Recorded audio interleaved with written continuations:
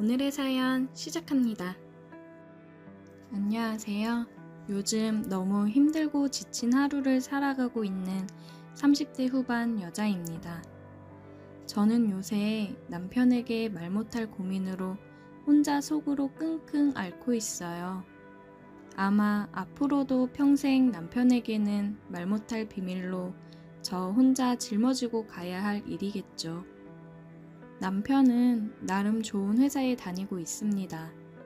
저는 아이를 임신하고 몸이 약해진 이후로 일을 그만두고 집에서 아이를 키우고 있어요. 올해 7살 된 아이를 키우고 있습니다. 남편이 그 직장을 다닌 지는 10년이 넘었는데 매번 팀장 승진에 떨어져서 요새 스트레스를 많이 받고 있어요. 남편보다도 늦게 들어온 직원이 먼저 팀장을 다는 모습을 보니 얼마나 상심이 크고 마음이 아프겠어요. 옆에서 그 모습을 지켜보는 것도 많이 힘들더라고요. 남편 회사 이사가 몇 년 전에 새로 왔는데 자기한테 아부 잘 떨고 같이 회식할 때 여자들 불러서 술 마시고 잘 노는 사람들 위주로 먼저 승진을 시켜준다고 하더라고요. 남편 성격상 남한테 아부를 떨지도 못하고 술도 잘 못하는 편이어서 나름 업무적으로 철저하게 일하면서 인정을 받고 싶어 열심히 하고 있는데 일은 한참 못하고 업무 능력이 떨어지는 자기보다 어린 직원들이 먼저 승진을 하니 일하는 거에 자부심이 넘치던 사람이 요새 회의감을 느끼고 많이 우울해 하더라고요. 정말 어디 가서 뒤처지지 않고 멋진 사람인데 술 못하고 여자 끼고 안 논다고 이렇게 외면을 받는다고 하니 옆에서 보는 저도 이렇게 속상한데 본인은 오죽할까 싶었습니다. 제가 해줄 수 있는 거라고는 조금만 더 힘내보자. 자기 일 잘하는 거 세상 사람들이 다 아는데 분명 자기 진가를 꼭 알아볼 거야. 당신이 회사에 대해서 뭘 안다고 그래. 줄을 잘 서야 승진도 하고 그러는 거야. 같이 여자 끼고 안 논다고 승진도 못하고 나보다 어린 놈들이 치고 올라가는 거 보면 얼마나 그지 같은지 당신은 절대 몰라. 매번 떨어지는 승진에 남편도 참지 못하고 점점 짜증이 늘어갔습니다. 옆에서 지켜보는 저는 너무 마음이 아팠어요. 그렇다고 이 사람한테 당신도 좀 여자들 끼고 같이 술 먹으면서 놀고 오라고 할 수도 없는 거고 성격상 못한다는 것도 알고 있고요. 저는 어떻게 하면 점수를 좀 따서 승진을 할 수 있을까 생각했습니다. 남편한테 얘기를 들었었는데 이사가 기러기 아빠라고 하더라고요. 와이프랑 아이들이 외국으로 간 지 5년 정도 되었다고 그랬습니다. 그래서 그렇게 매번 술 먹으러 다니고 여자 끼고 놀러 다니고 하는 거라고요. 자기야, 이사님 언제 한번 집으로 초대해. 혼자 지내면서 식사도 잘 안 챙겨 먹을 텐데. 내가 오랜만에 요리 솜씨 발휘 제대로 해볼게. 나만 믿어. 남편은 그동안 저한테 짜증냈던 게 미안했는지 감동받으며 신경 써줘서 너무 고맙다고 하더라고요. 자기도 진짜 잘해보겠다면서요. 남편은 회사에 가서 이사님한테 이야기를 했는지 전화가 왔어요. 여보, 이사님한테 얘기하니까 너무 좋아하시네. 다음 주 금요일쯤 집으로 오시겠대. 퇴근하고 같이 들어갈게. 이사님 잡채랑 갈비 좋아하신다고 하니까 자기가 잘 좀 준비해줘. 잘됐다. 잡채랑 갈비는 내가 또 기가 막히게 하잖아. 같이 먹을 만한 것들 내가 준비할 테니까 오늘도 수고해요, 여보. 저는 오랜만에 한껏 들뜬 남편의 목소리를 들으니 너무 기분이 좋았습니다. 금요일 날 저는 친정에 아이를 맡기고 장을 보고 집에 와서 요리를 했어요. 잡채랑 갈비찜, 더덕무침, 나물류, 월남쌈 등 전도 부쳐서 준비했습니다. 술도 종류별로 준비해놨어요. 와인이며 양주, 소주, 맥주, 취향에 맞게 마실 수 있게 준비를 해놨습니다. 남편 퇴근 시간이 돼서 이제 출발한다고 전화가 왔어요. 직장이 가까이에 있어서 20분 뒤쯤 남편이 이사님이랑 들어왔습니다. 안녕하세요. 어서 오세요. 아이고, 초대해 주셔서 감사합니다. 이거 별거 아니지만 받으세요. 그냥 오셔도 되는데 감사히 받겠습니다. 이쪽으로 들어오세요. 남편 회사 이사는 과일을 사가지고 왔더라고요. 후식 먹을 때 같이 내놓으면 되겠다 싶었습니다. 이사 정장을 옷걸이에 걸어주고 식탁에 앉았어요. 차린 건 없지만 맛있게 드세요. 아유, 진수성찬인데요. 잘 먹겠습니다. 저희 와이프가 음식 솜씨는 정말 좋습니다. 맛있게 드세요. 그렇게 준비한 음식을 맛있게 먹었고 양주랑 소주를 함께 먹었습니다. 저희 남편은 술을 잘 못하기 때문에 남편은 같이 맞춰서 마시다가 좀 많이 취했고 저는 대신해서 술을 마셨습니다. 저희 남편이 술이 많이 약하죠? 이사님, 제가 한 잔 드릴게요. 아, 그러실래요? 최 대리가 술이 많이 약하긴 하더라고요. 그렇게 저는 남편 대신 술을 마시며 장단을 맞춰주었습니다. 술 잘 드시네. 한 잔 더 받아요. 이사는 정말 술을 잘 마시더라고요. 저도 술을 잘 마시는 편이긴 한데 이 사람 진짜 강적이다 싶었어요. 남편은 술에 많이 취해 금방이라도 잠이 들 것 같이 앉아 있었어요. 최 대리, 힘들면 먼저 들어가지 그래? 아유, 아닙니다. 더 마실 수 있습니다. 내가 불편해서 그래. 최 대리, 지금 엄청 피곤해 보여. 그리고 미진 씨가 나랑 술 친구 잘해주는구만. 나는 미진 씨랑 술 좀 더 먹다가 알아서 갈 테니까 들어가.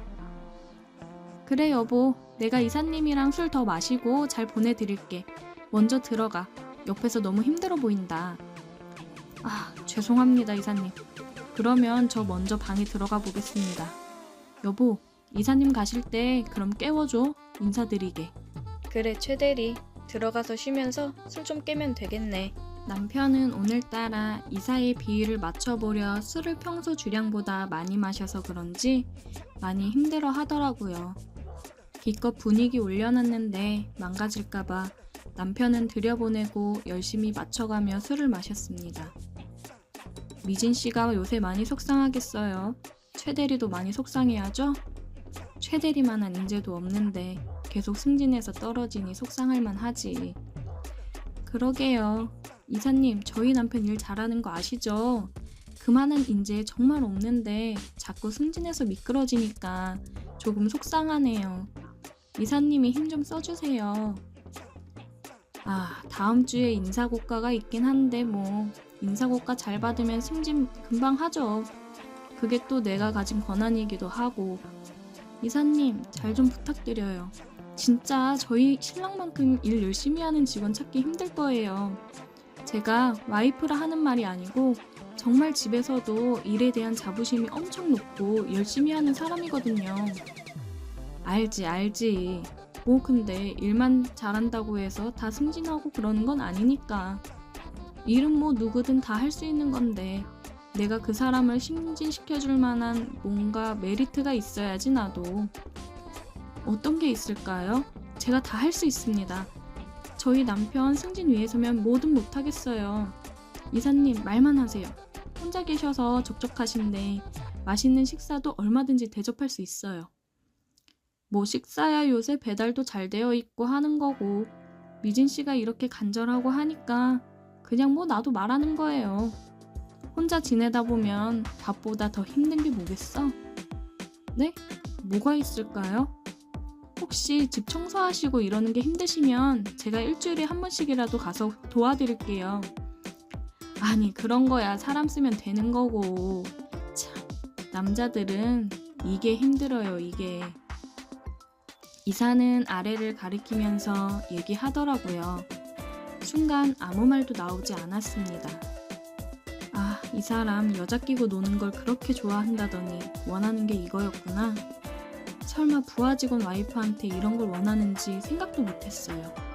제가 아무 말도 하지 못하고 있자 아니 뭐 싫으면 못 들은 걸로 해요. 승진해달라 밑으로 줄 서는 사람들이 얼마나 많은데 나는 최대리 일 잘하고 하니까 기회를 준 거고 아니면 많은 거고 그리고 요즘 회사 인원 조정한다는 거 들으셨나 몰라? 저기 밑에 지방으로 갈 수도 있는 거고 그런 거지 뭐. 저는 짧은 순간에 많은 고민을 했습니다. 이렇게 얘기하는데 거절하면 회사에서 승진이 안 되더라도 다른 불이익이 가는 건 아닐까 걱정됐습니다. 남편을 위해 이러는 게 맞는 걸까? 남편이 회사에서 잘리면 우리 가정은 또 어떻게 해야 되는 걸까? 오만 생각이 다 들더라고요. 저는 조용히 일어나 옆에 선반을 잡고 뒤를 돌았습니다. 미진 씨, 오케이 한 걸로 보면 되는 거지? 저는 고개를 끄덕였어요. 그래, 여자가 이렇게 내조를 잘해야지. 최 대리, 아니지, 최 팀장 부인 하나는 기가 막히게 잘 뒀네. 이사는 저를 거칠게 안았어요. 저는 혹여나 소리가 새어나갈까 입을 틀어막았습니다. 미진 씨, 내일은 시간 되면 우리 집으로 와요. 네? 왜? 에이, 한 번으로 끝나면 나는 손해보는 장사지. 내일 기다릴게요. 그렇게 이사는 집으로 갔고 저는 그대로 자리에 주저앉았습니다. 내가 잘한 선택인 걸까? 이대로 끝나지 않으면 어떻게 하지? 너무 무섭고 걱정이 되었습니다. 다음날 저는 남편한테 잠깐 약속이 있어서 나갔다 온다고 하고 이사네 집으로 갔습니다. 이사는 기다렸다는 듯이 제가 들어가자마자 저에게 키스를 했고 저를 안았습니다. 저는 그렇게 만신창이가 된 모습을 정리하고 집으로 갔어요. 2주가 흘렀고 저는 그 사이 2번을 더 불려나갔습니다. 남편한테 전화가 왔어요. 여보, 나 드디어 팀장 달았다. 진짜 당신 덕분이야. 이사님이 그러시더라고. 그날 당신 음식 솜씨 정말 끝내줬대. 내가 진짜 앞으로 더 호강시켜줄게. 고마워. 오늘 맛있는 거 먹으러 나가자. 저는 너무 좋아하는 남편에게 축하한다고 너무 잘됐다고 이야기를 하고 전화를 끊었어요. 남편이 팀장을 달고 나서 이사는 더 이상 연락이 없었습니다. 다행인 걸까요? 하지만 저는 남편에게 말 못할 비밀을 간직한 채 살아가야겠죠. 제가 잘한 건지 모르겠지만 남편이 저렇게 좋아하는 모습을 보니 그래도 잘한 거구나 싶네요. 오늘의 사연 여기까지입니다. 오늘도 들어주셔서 감사해요. 구독, 좋아요, 알림 설정 부탁드려요. 저는 공립학교의 교직원으로 일하고 있습니다. 위로는 오빠가 있고 저희 부모님 모두 다 돈 되는 사업이면 이것저것 하십니다. 전원주택 건설에서 분양하시고 수산물 도매 일도 하시기도 했는데 최근 부모님 건물에 세를 내었던 식당분께서 이전받아서 장어 전문 식당을 크게 운영하고 있습니다. 저는 미국에 있는 학교에서 4년제 대학을 졸업했고 곧바로 한국으로 돌아왔습니다. 사실 전 한국에서 공부를 잘 못했어요. 저희 부모님 기준에는 그랬었죠. 경제적으로 풍족했지만 공부에는 소질이 없었던 것이 불만이시다가 결국 미국 유학을 가라고 권하셨죠. 미국에서 혼자 적응해가기가 정말 힘들었는데 나름 많이 노력했었고 감당할 수 있었던 것은 한인 유학생 첫 번째 남친이었습니다. 그도 저처럼 좀 있는 집 아들이었어요. 저희는 순수하게 좋아했고 거리낌 없이 사랑했습니다. 가까운 친구들 앞에서 커플 반지도 끼워주며 유난을 떨 만큼 친구들 사이에서도 알아주게 화려한 연애를 했었어요. 우리가 연애를 하고 있다는 사실을 저희 부모님만 모르셨지만 남친네 부모님은 알고 계셨어요. 남친의 부모님이 미국에 오셨을 때 실제로 뵈었었고 함께 시간도 보내기도 했는데 별 말씀이 없으셔서 저희들의 만남을 인정해 주신 줄 알았습니다. 그런데 그게 아니었어요. 어느 날 남친의 어머니가 저를 찾아와서 연애는 해도 좋으나 결혼은 허락할 수 없다고 경고하셨습니다. 사실 그때 남친과 결혼을 전제로 동거하고 있었으니까요. 남친 어머니는 이상적인 분이시니까 제가 마음에 들지 않는다고 단도직입적으로 말씀하셨고 좋은 며느리가 줄을 섰다면서 알아서 처신하라고 했어요. 만일 제가 고집을 피운다면 한국에 있는 저희 부모님께 동거 사실을 알릴 거라고 하고 남친의 경제적 지원을 단번에 끊어버리겠다고 하셨어요. 그렇게 좋아 죽고 못 살던 남친은 부모님의 반대에 쉽게 무릎을 꿇었어요. 헤어지는 게 서로 좋은 것 같다며 말했습니다. 저는 미국에서 삶의 터전을 잡고 싶었는데 충격을 받아서 한국으로 도망치듯이 돌아왔습니다. 남자친구와의 관계가 남친 부모님의 반대에 부딪힐 줄은 꿈에도 생각하지 못했기 때문에 자존감이 떨어지고 힘들었습니다.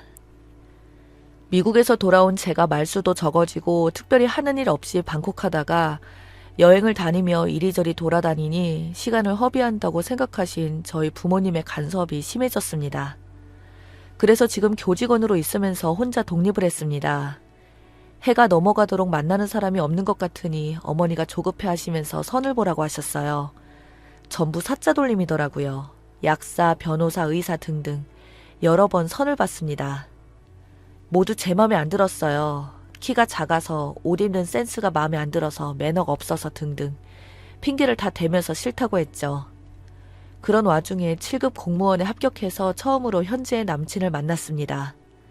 사실 첫인상이 너무 어리버리해서 놀랄 정도였어요. 그 흔한 동아리 모임 한 번 해본 적도 없고 국내 가까운 곳에 여행 한 번 가본 적도 없고 친구들과 어울려서 술 마실 줄도 모르고 집, 교회 그리고 학교 도서관만 알았던 친구였어요. 세상에 별 이런 사람도 다 있구나 하고 생각만 했어요. 세상 물정도 하나도 모르고 자기 관심사에만 집중하고 평범하지 않아서 어떻게 사회생활을 적응하려나 하고 갑갑하기만 했어요. 그래서 제가 옆에서 많이 도와주었습니다. 그랬더니 고맙다고 소박한 선물도 해주고 밥도 사주더라고요. 사회 경험이 처음이라 항상 기죽은 상태에서 업무 보고는 해서 사실 안쓰럽기까지 해서 이것저것 조언을 많이 해주면서 저를 많이 의지하게 되었어요. 엄청 적응하려고 노력했고 사회 물이 들지 않아서인지 순수하고 맑은 청년이라 마음이 많이 쓰였습니다. 그러다가 정이 들어버렸죠. 때 묻은 저는 착한 그 사람에게 끌렸고 자꾸 모성 본능을 자극하는 매력에 항상 옆에서 도와주고 싶다는 마음이 사랑으로 변해가는 듯 했습니다. 이런 사람이라면 절대 배신하거나 신의를 저버리는 짓은 하지 않을 것 같다는 생각이 들었고 좋은 여자를 만나야 될 텐데 라고 뜬금없는 걱정까지 하게 되었고 신도시로 발령이 나게 되어서 매일 보지 못하게 되었는데 매일 서로 전화기를 붙들고 그날 새로운 환경에서 열심히 적응해가는 얘기를 들어가며 통화했습니다. 그리고 자동차가 없는 그 친구를 배려해서 직접 찾아가서 만났고 함께 시간들을 보냈습니다. 그쯤 되면 정식으로 사귀자고 할 법도 한데 그 친구는 그런 경험이 없어서 쑥맥이라 그런 말도 할 줄 모르는 것 같아서 그냥 제가 사귀자고 했어요. 제가 그 친구보다 5살 연상 누나입니다. 그는 오히려 얼굴이 빨개지면서 그러고 싶었는데 말을 못했다면서 수줍어하기까지 했는데 저는 그 모습이 너무 귀여웠습니다. 그렇게 사귀기 시작하면서 여행을 한 번도 해보지 못해 안타까운 남친을 위해서 내 차로 여기저기 함께 다녔습니다. 저도 그렇고 남친도 그렇고 너무 좋았죠. 패션에는 1도 관심도 없는 듯 해서 옷도 골라주고 했었는데 제가 코디한 대로 입고 다녔어요. 그가 운전을 많이 하지 않아서 운전이 서툴러서 제가 운전을 더 많이 했습니다. 오피스텔의 집기들도 센스 있게 사다가 디스플레이 해주었고 제가 사다 준 화장품만 바르고 다녔어요. 남친이 귀엽고 사랑스러우니 아낌없이 해주고 싶더라고요. 제가 나이가 있다 보니 먼저 결혼하자고 했습니다. 있으면 있는 대로 없으면 없는 대로 시작하자고 했었죠.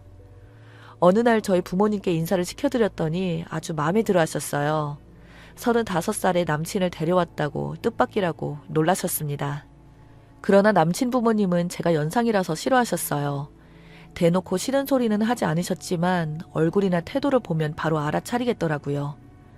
아마도 무슨 말씀을 하시지 않으신 것 같았는데 그래도 예비 시아버지 되실 분은 조금만 물으시더라고요. 저는 남친의 부모님 마음에 들기 위해서 남친과 자주 찾아뵈었습니다. 저희 엄마가 보내주신 선물도 드리고 해외에 다녀오면 선물 드리고 영양제며 홍삼이며 선물 공세를 했어요. 남친 말로는 예비 시어머니께서 제가 연상이라는 점에서 매우 실망하셔서 우시기까지 했다고 해서 걱정이 되었죠. 요즘 세상에 나이 차이가 무슨 상관이냐고 해도 5살 차이는 적은 것이 아니라고 생각했기에 각오는 하고 있었습니다. 그럴수록 더욱더 찾아뵈려고 했어요. 어떻게든 남친 부모님의 이쁨을 받고 결혼하고 싶었습니다. 남친 부모님도 아들이 처음 데려온 여자였고 결혼하고 싶다는데 굳이 말리고 싶진 않지만 당장 결혼을 서두르고 싶지 않다고 하셨다고 했습니다. 그러나 주말 남친과 아침 일찍 서둘러서 미리 준비해둔 예비 시부모님의 선물을 들고 댁에 내려갔습니다. 여느 때처럼 활기차게 어머님 아버님은 저희를 반기시나 했는데 아무도 나오지 않더니 저보다 2살 어린 남친 누나가 나와서 반기더라고요. 조금 표정이 어색해 보이는 게 이상했어요. 예비 시아버님은 안 계시고 예비 시어머님만 방에 계시다는데 아들이 왔다면서 안 내다보시고 이상하다 싶었죠. 그때 갑자기 안방문이 열리더니 저더러 잠깐 들어와서 얘기를 좀 하자고 하시는데 살짝 긴장이 되더군요. 표정이 평소와는 다르게 매우 화가 나 있는 것 같았는데 저와 연관이 있는 것 같았습니다. 남친이 안방에 들어가려고 하니까 못 들어오게 하고 저만 들어오라고 하셨어요. 남친도 의아해했죠. 남친 어머님은 싸늘한 표정으로 물으셨어요. 김영진이란 사람 알고 있냐고요. 저는 놀라서 말도 못하고 눈만 껌뻑거렸어요. 김영진은 미국에서 동거를 했던 전 남친 이름이었어요. 설마 그 사람을 말하는 건 아니겠지 하고 생각한 순간 남친 어머니가 뺨을 세차게 때리셨습니다. 수영이 다 알고 있었니? 나이가 많아서 왜 과거가 없겠냐고 생각했다만 글쎄 그래도 그렇지. 동거를 몇 년씩은 했으면서 우리 아들을 꼬셨어? 어디 말을 해봐라. 아니라고. 저는 아무 말도 못하고 고개만 숙이고 있었어요. 나이가 많아도 아들이 좋다는데 좋은 쪽으로 생각해야지 하고 맘 다져먹고 있었는데 동네 창피해서 어디에 다니지도 못하게 생겼네. 남친 어머님이 동창회를 나갔다가 예비 며느리가 연상이라며 걱정된다며 푸념을 늘어놓았더니 얼마나 인물이 좋았으면 아들이 연상을 좋아하겠냐며 사진을 좀 보여달라고 해서 보여줬는데 동창 중 한 분이 기겁을 했답니다. 바로 그분이 김영진 씨 엄마였다고 했어요. 하필 김영진 씨 엄마랑 남친 엄마가 동창이라니 정말 제가 운이 없었던 거죠. 사실 남친에게도 과거 동거한 사실을 말한 적이 없었습니다. 고민은 했었지만 입 닫으면 모르겠거니 했었습니다. 저는 고개를 푹 숙이고 아무 말도 못하고 나왔습니다.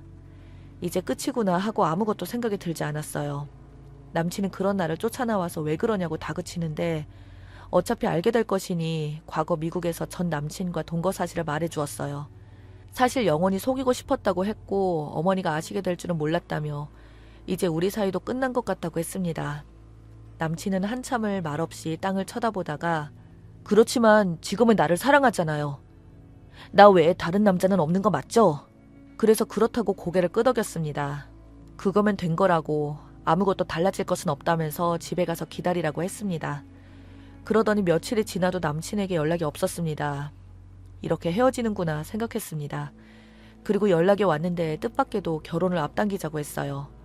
끝까지 결혼을 반대하면 따로 결혼식을 올리겠다고 하니 마지못해서 반승낙을 하신 상태라서 빨리 밀어붙여야겠다고 했습니다.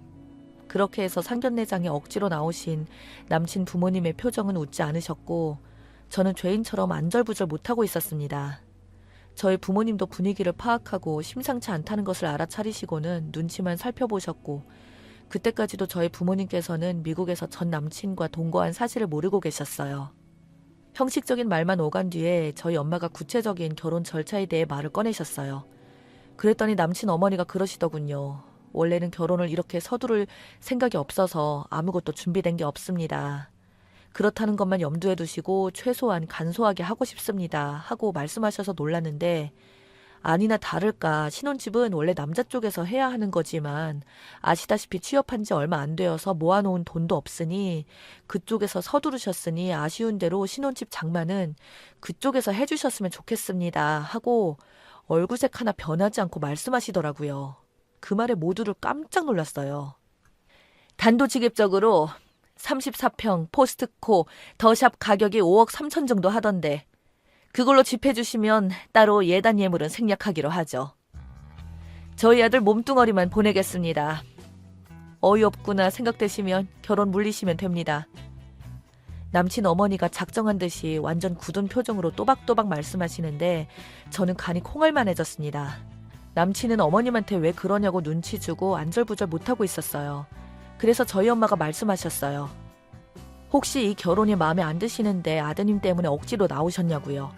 그랬더니 남친 엄마가 저희 엄마를 똑바로 쳐다보면서 하신 말씀이 그쪽 같으면 며느리 될 아가씨가 5살 연상인데다가 수년 동안 다른 남자랑 동거한 사실을 깜찍하게 숨기고 아들한테 접근했다면 그래도 이 결혼하라고 보내실 건가요? 그렇게까지 결혼이 하고 싶어서 안달이 난 쪽에서 집과 결혼 비용 다 내고 하고 싶으면 하셔야죠. 그러자 그 말을 들은 저희 부모님이 들고 일어나서 무슨 막말을 하냐고 테이블을 치고 뚜껑이 열리셨습니다. 남친도 자기 엄마를 제재시켰어요. 이미 엎질러진 물이었습니다. 남친 엄마는 더 큰 소리로 저희 부모님께 당당하게 말씀하셨습니다. 저는 우리 아들이 과거 있어도 좋다고 하니까 어쩔 수 없이 결혼하라고 했지만 사실 해도 그만 안 해도 그만입니다. 단 하시려면 따님 포장 잘해서 보내세요. 하시고는 상견례 자리에 나가셨습니다. 뒤따라서 남친 아버지도 헛기침만 하시고는 인사만 하고 나가버리셨고요. 저희 부모님은 어이없어 하고 저를 쳐다봤는데 쥐구멍이라도 있으면 숨고 싶었습니다. 세상에 태어나 이런 수모를 당해본 적이 없으셨을 텐데 딸 때문에 이런 일을 당하셨으니 고개를 들을 수가 없었어요. 이렇게 해서 어이없이 상견례 자리에서 딸의 동거 사실을 알게 된 부모님은 오히려 화를 내지 않으셨습니다. 저에게 부모가 반대하는 결혼을 하게 되면 절대 안 되는 법이라고 달랬습니다. 남친은 다시 들어와서 꼭 설득해서 결혼하고 싶다고 하면서 저희 부모님께 무례하게 한 점 사과드린다고 고개를 숙였습니다. 하지만 저희 부모님은 이 결혼 안 된다고 하시면서 여기서 그냥 끝내자고 하셨습니다. 남친은 아무 말도 못하고 보면서 있었고 저도 더 이상 뭐라 말을 할 수가 없었지만 사실 남친과 헤어지고 싶지 않았습니다. 하지만 남친 어머님이 저렇게 싫다고 하시니 무시하고 결혼한다 해도 행복할지 너무 고민이 되네요. 일단 저희 부모님 말씀대로 결혼은 보류하고 좀 더 지켜본 뒤에 생각해봐야 할 듯 싶습니다.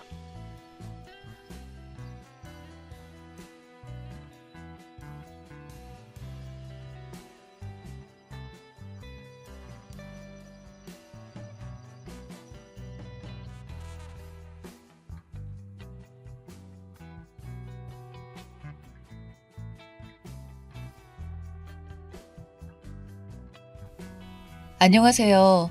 진짜 미치고 팔짝 뛸 만한 일이 있어서 여기에 글을 씁니다. 거두절미하고 본론만 말하겠습니다. 두서가 없더라도 이해 부탁드릴게요.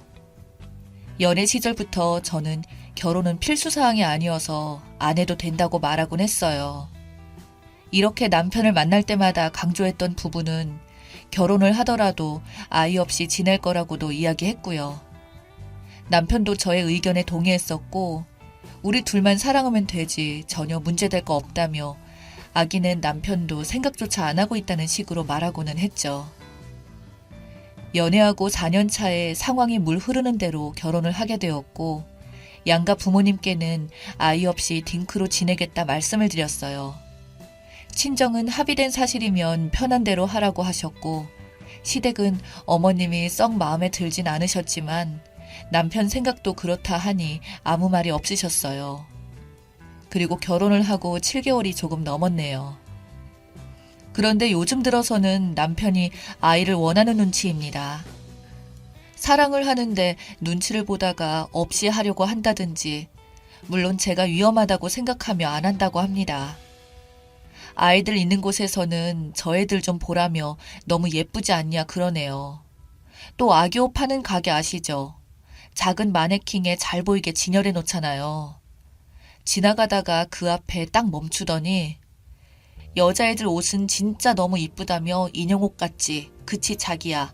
이런 이야기를 하기에 물었어요. 오빠, 아기 갖고 싶어? 요즘 들어 자꾸 이러네.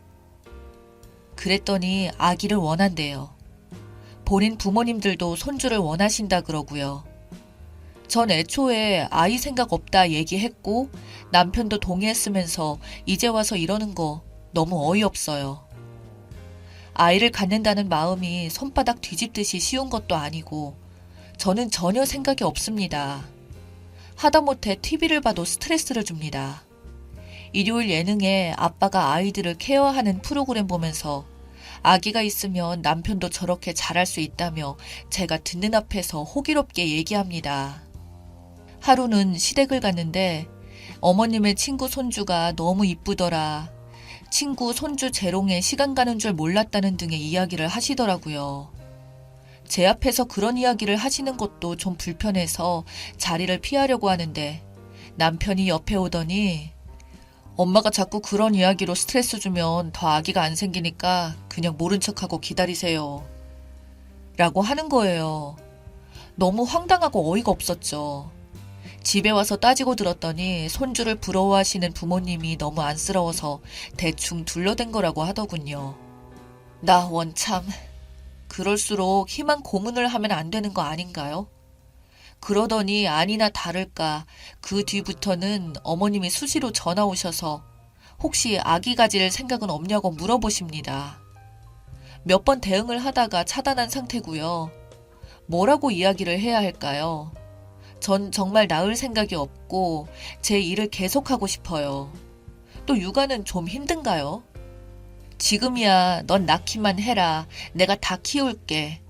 하지만 낳고 나면 뒤치다꺼리는 제가 다 할 거 뻔히 보이고 주변 친구들 보면 지옥 육아에 힘들어하는 거 한두 명이 아닙니다. 제 몸 망가지는 것도 싫고 출산도 싫었어요. 결혼하면 얘가 어쩌겠어 하는 마음으로 대충 제 비위를 맞춰주는 척 하다가 지금 와서 본색을 드러내는 것 같아서 괘씸하기도 하고 제 뜻을 뻔히 알면서 자꾸 마음을 떠보니 진짜 미칠 노릇이네요. TV며 길거리를 다닐 때며 아이들만 있으면 은근히 아이들이 예쁘다 떠보는데요. 정말 어떻게 해야 할까요? 조언 부탁드립니다. 추가합니다. 댓글 다 읽었습니다. 남편은 한 번도 딩크라 생각하고 산 적이 없다라는 글을 보니 정말 열이 올랐습니다. 시술하라는 댓글을 읽고 점검 전에 제가 시술하겠다니 펄쩍 뛰며 절대 안 된다네요.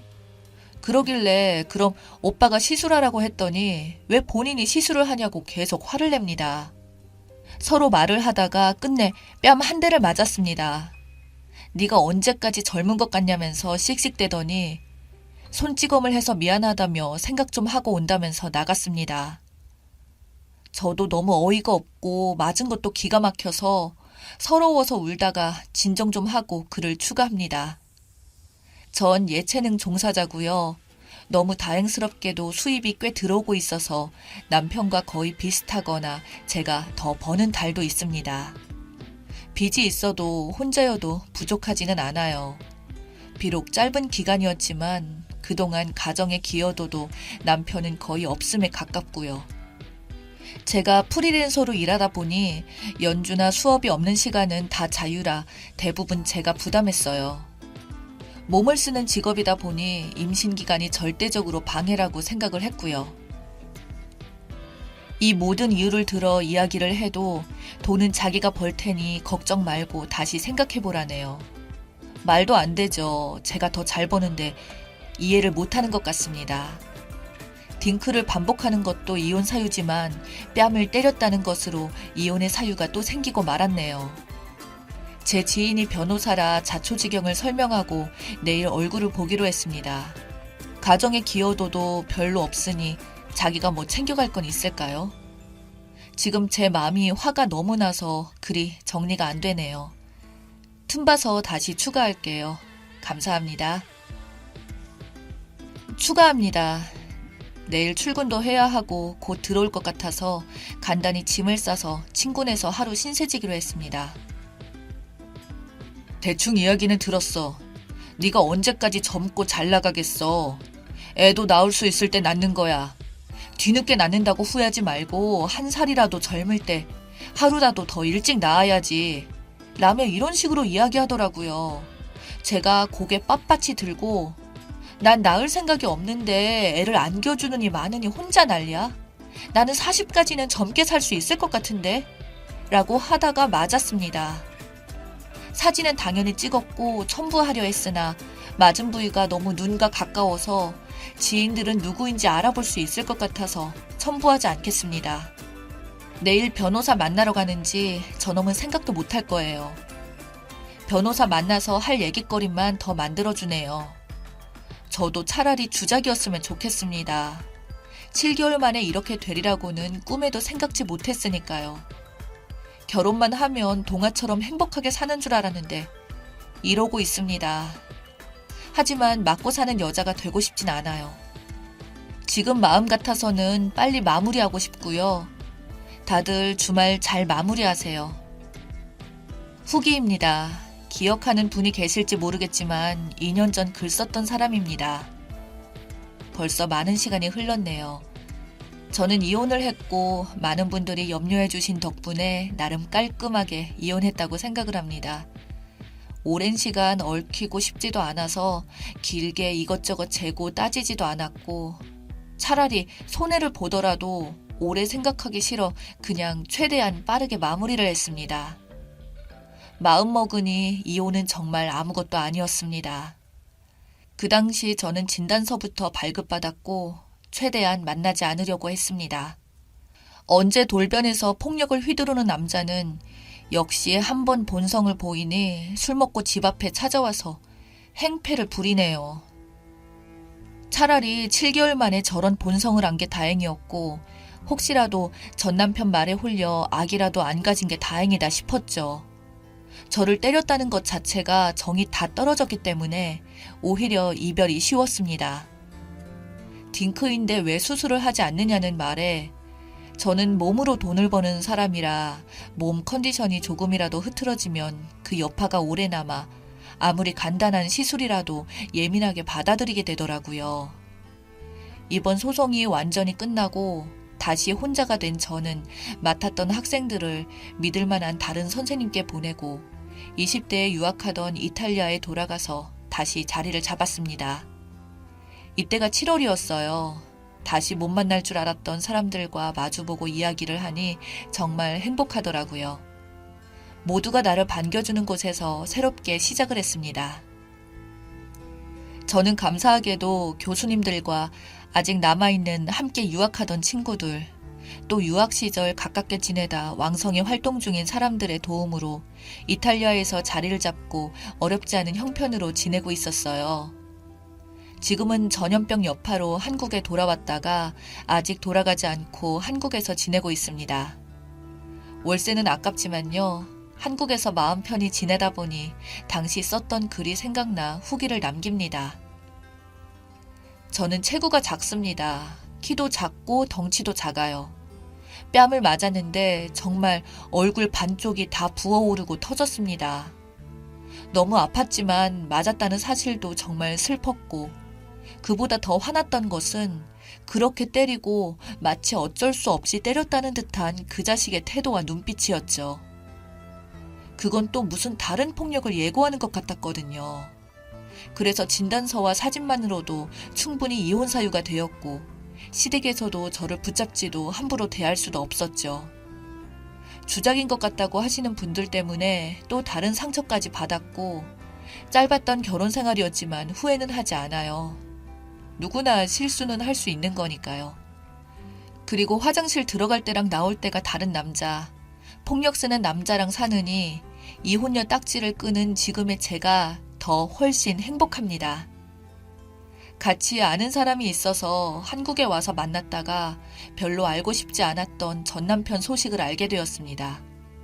벌써 재혼을 한다네요. 그런데 속도 위반으로 시작하는 결혼이라고 하더군요. 그렇게 바라던 아이. 이전에는 전 남편이 철저히 숨겨서 미처 몰랐던 아이 먼저 가지고 시작하는 결혼 축하라도 해줘야 할까요? 그런데 사실 기분이 더럽다던가 내가 화난다던가 하는 마음조차 1도 없습니다. 그만큼 예전의 정이 다 떨어진 것이겠죠. 한때 사랑했던 사람, 지금은 떠올리기조차 싫은 사람이 되었다는 사실 자체가 서글프네요. 얼굴도 모르는 사람들에게 받는 위로가 큰 힘이 되었습니다. 저는 이제 아주 잘 살고 있고 그때보다 마음이 훨씬 편해졌습니다. 저는 지금 잘 지내지만 남자와 단둘이 있는 게 좋은 일이기는 해요. 가끔 그때 일을 악몽으로 꿀 때면 수면제가 있어야지 잠이 드는 날이 있기도 하지만 그래도 언젠가는 극복할 거라 생각하면서 지내고 있습니다. 저 같은 일을 겪는 분이 또 안 계셨으면 좋겠어요. 진심으로요. 머릿속으로는 분명히 이혼이 답인데 세상에 홀로 서기 두려워서 혹시 나이 때문에 힘들고 고통을 겪고 계시는 분들이 안 계셨으면 좋겠습니다. 생각보다 인생은 길고 우리는 행복하게 살 수 있어요. 더운 여름 잘 이겨내시고 주말 잘 보내세요.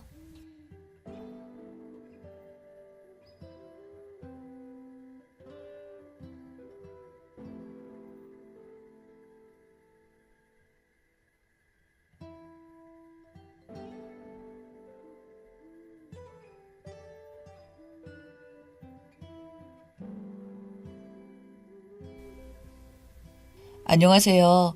저는 모 대기업에 종사하고 있는 30대 후반 남성입니다.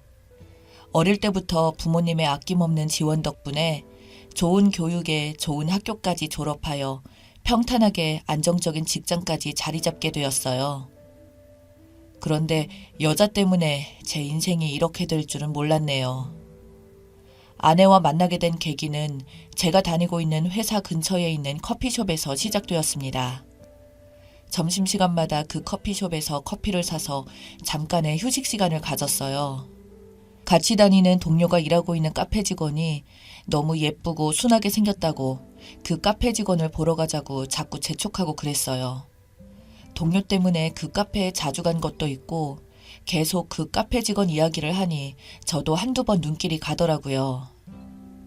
저희가 모여서 힐끔힐끔 쳐다보며 그 카페 직원 이야기를 하니 그 카페 직원도 어렴풋이 눈치를 챘겠죠. 그렇게 동료들과 점심시간마다 그 카페 직원 이야기를 하니 없던 호감도 생기더라고요. 제 동료들은 그냥 눈요깃거리로 좋아하는 것 같았는데 시간이 흐르고 그 카페 직원을 자주 볼수록 머릿속에서 아른거리고 점심시간마다 기다려지더라고요. 그러다가 하루는 저녁에 퇴근하고 그 카페에서 간단한 샌드위치를 포장해 가려고 하는데 그 카페 직원이 웬일로 사장과 함께 있지 않고 혼자 있더라고요. 아마도 저녁 시간에는 한가하니 혼자서 일하나 보더군요.